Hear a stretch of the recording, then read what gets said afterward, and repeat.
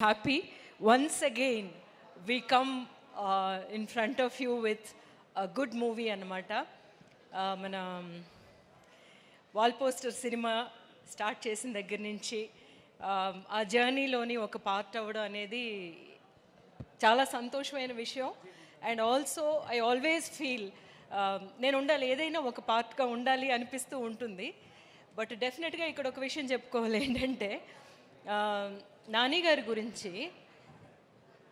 తను ఒక పని చేశారు అంటే, తను ఏదైనా ఒక ఫిల్మ్ సెలెక్ట్ చేశారంటే అందరికీ ఒక నమ్మకం ఉంటుంది అన్నమాట. ఆ నమ్మకం ఏంటంటే, మీ అందరి మీద ఉన్న మర్యాద, ప్రేక్షకుల మీద ఉన్న మర్యాద, మీ టైం మాకు ఇస్తున్నారు. మీరు సినిమా థియేటర్కి వచ్చి మా సినిమా చూడడానికి అట్లీస్ట్ ఒక 3-4 గంటలు మాకు ఇస్తున్నారు. ఆ టైంని, ఎంత ప్రెషియస్ టైంని మీకు ఎంటర్టైన్ చేయడానికి, అది విలువైన టైంగా మార్చడానికి ఆయన ఎప్పుడు అంత బాగా కృషి చేస్తారనమాట.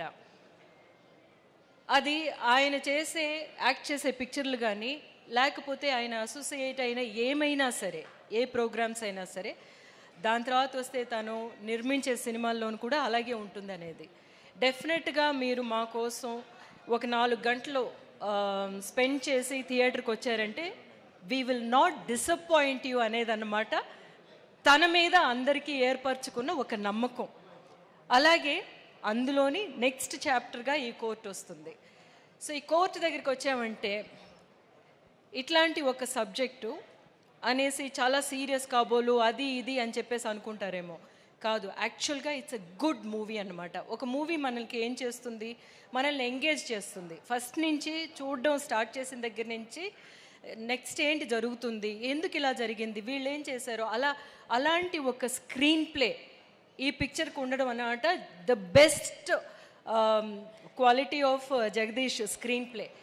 అది వినగానే నాకు అనిపించింది డెఫినెట్గా ఈ పిక్చర్ బాగా హిట్ అవుతుంది. So another blockbuster to us in that way. అతను కొత్త డైరెక్టరు అన్న ఏ ఒక్క ఇది కూడా లేకుండాను తన కథ చెప్పినప్పుడే అర్థమైంది ఎంత బాగా వర్క్ చేసుకున్నాడు అని. స్క్రీన్ ప్లే ద్వారా తను చేసిన ఒక డైలాగ్, ఇందులోనేమో మంగపతి అనే క్యారెక్టర్ కానీ, లేకపోతేనేమో మిగతా క్యారెక్టర్స్ కానీ మాట్లాడే విధానం మీకు చూస్తుంటే, అది కదా, ఇలా కదా, నిజం కదా, ఇది కరెక్టే కదా, వీళ్ళ యాంగిల్ కరెక్టే కదా అని అనిపిస్తుంది అన్నమాట. అవన్నీ తన వాయిస్ అది అంతాను. ఇప్పుడు మేము అందరం మాట్లాడామనుకోండి, అవన్నీ జగదీష్ వాయిస్, తను మేము ఇమిటేట్ చేసాము అంతే ఈ పిక్చర్లో. స్పెషల్లీ మంగపతి గారి క్యారెక్టర్ అలా చూసుకుంటే. So I saw that one director with so much of conviction, so much of clarity. ఒక్క షాట్ కూడా ఎక్స్ట్రా తీయలేదు, ఒక్క షాట్ కూడా ఎక్స్ట్రా అవసరం రాలేదన్నమాట. అలాంటి ఒక డైరెక్టర్ని సపోర్ట్ చేయడం, అది లాస్ట్ వరకు తీసుకురావడానికి ఎంత మంచి అంత మంచి ఒక డైరెక్టర్, ఒక మంచి కథని తీసుకురావాలి అన్న ఒక ఉత్సాహం ఉంటే తప్ప తీసుకురాలేరు. So I'm so happy to be this Seetharatnam. నా సీతారత్నం క్యారెక్టర్ తెస్తే అందరూ అంటారు కదా, ఇంకొక అమ్మ క్యారెక్టర్ అని చెప్పేసి అంటారు. కాదు, ప్రతి అమ్మ క్యారెక్టర్ నాది చూసుకుంటే ఆ అమ్మ చాలా ప్రత్యేకమైన అమ్మే, డెఫినెట్గా కదా. ఒక్కొక్కటి ఒక్కొక్క సిగ్నేచర్ ఉంటుంది. అలా ఉంటే తప్ప నేను చెయ్యను, అలా ఉంటే తప్ప నాని గారు నాకు ఆ క్యారెక్టర్ మీరు చేయాలని చెప్పరు, డెఫినెట్గా అనమాట.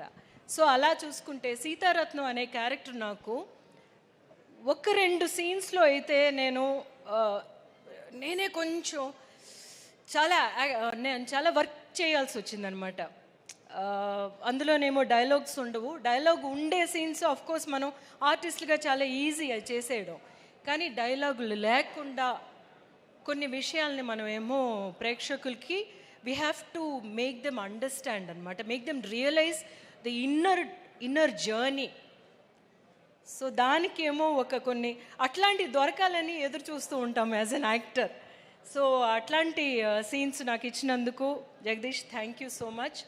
అండ్ ఇందులోనేమో ఇది చాలా important film for Priyadarshi, because as an actor I see it's going to be a different angle anamata, and I wish you that from here you're going to make so many movies. ఒక్కొక్క ఆర్టిస్ట్కి రండి బాగా hit అవ్వడానికి కొన్ని విషయాలు ఉంటాయి. నా అబ్జర్వేషన్లో నేను చూశాను అనమాట. అందులోని ఒక పెక్యులియర్ వాయిస్ ఉన్న వాళ్ళందరూ ఏదో ఒక విధంగా సక్సెస్ అవుతారు. నాకు రమ్యాకృష్ణ గారి వాయిస్ చాలా ఇష్టం, ఎందుకంటే ఆవిడది చాలా పెక్యులర్ వాయిస్ అనమాట. అట్లాంటి ఒక పెక్యులర్ వాయిస్ వచ్చి ప్రియదర్శి గారు మాట్లాడుతున్నప్పుడు నేను ఎప్పుడు అబ్జర్వ్ చేస్తాను అనమాట. సో అట్లాంటి వాయిస్ ఉన్నప్పుడు వాళ్ళ పెర్ఫార్మెన్స్ చాలా యూనిక్గా ఉంటుంది.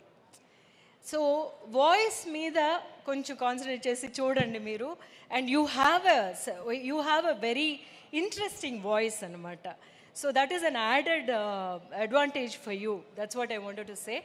ఇంకా వస్తేనేమో ఎప్పుడు మనం ఒక మంచి ప్యూర్ లవ్ స్టోరీ చూస్తే మనం బ్యాక్ వెళ్ళిపోతాం. అలాంటి ఒక లవ్ స్టోరీ ఈ పిక్చరు.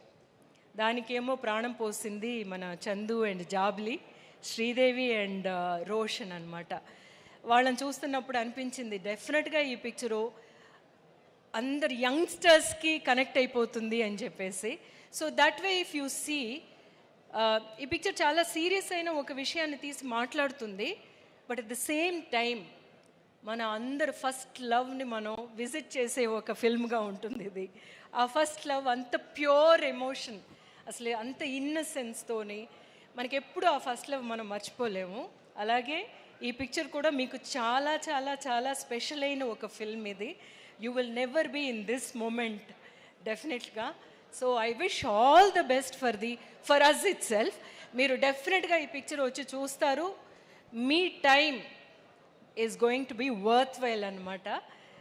హోలీతో పాటు మా కోర్టుని కూడా వచ్చి సెలబ్రేట్ చేసుకుందాము. Thank you so much Rohini గారు. నా పేరు రోహిణి. రోషిని అంటారేంటి? అంటే ఇందాక వెలుతురు లేదు కదండి, అందుకని రోషిని అన్నా. Okay, thank you so much Rohini garu. Thank you very much, and looking forward to seeing you in the movie on March